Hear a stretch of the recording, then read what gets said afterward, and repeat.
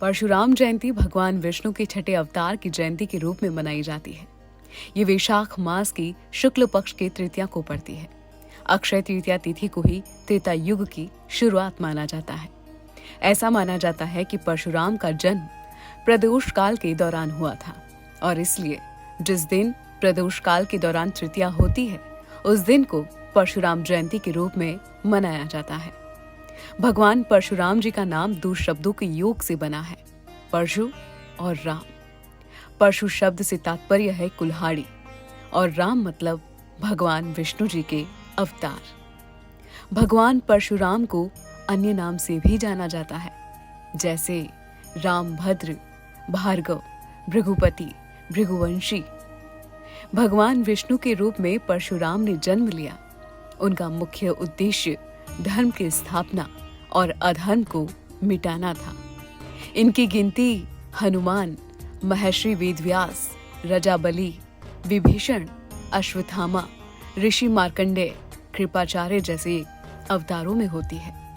परशुराम को हिंदू धर्म के इन्हीं 7 अमर लोगों में से एक माना जाता है। इस दिन का विशेष महत्व होता है क्योंकि ऐसा माना जाता है कि इस दिन किए गए पुण्य का प्रभाव कभी खत्म नहीं होता है। लेकिन क्या आप जानते हैं परशुराम ने अपनी ही मां का वध क्यों किया था? आइए जानते हैं इसके पीछे की पूरी कहानी। पौराणिक कथाओं की माने तो भगवान परशुराम माता रेणुका और ऋषि जमदग्नि की चौथी संतान थे। वे आज्ञाकारी होने के साथ साथ उग्र स्वभाव के भी थे। एक बार की बात है जब भगवान परशुराम की मां स्नान करने सरोवर में गई थी। संयोगवश वहां राजा चित्ररथ नौका विहार कर रहे थे। उन्हें देख ऋषि पत्नी के हृदय में विकार उत्पन्न हो गया और वो उसी मनोदशा में आश्रम लौट आई।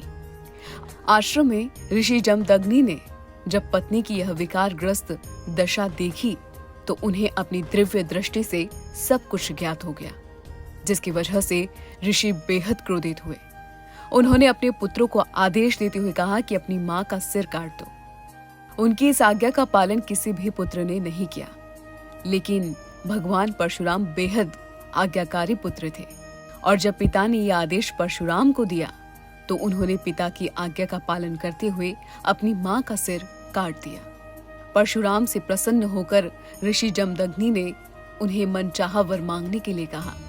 इस पर परशुराम ने अपने पिता से माता को पुनः जीवित करने का वरदान मांगा। भगवान परशुराम के आग्रह करने पर उनकी मां को पुनः जीवित कर दिया गया, मगर इस वजह से उन्हें मात्र हत्या का पाप भी लगा।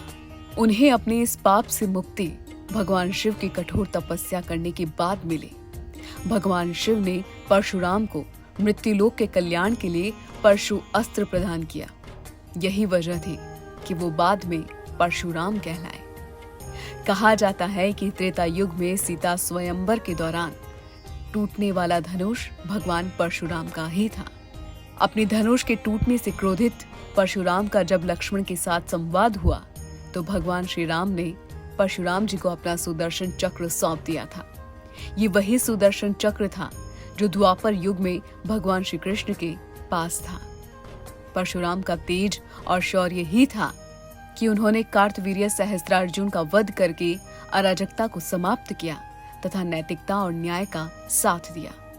हिंदू धर्म के अनुसार इस दिन का बहुत महत्व है और इस दिन को सबसे पवित्र और शुभ मंगलकारी माना जाता है और आज के दिन कोई भी कार्य करने के लिए शुभ मुहूर्त नहीं देखा जाता। आप सभी को परशुराम जयंती की ढेर सारी शुभकामनाएं।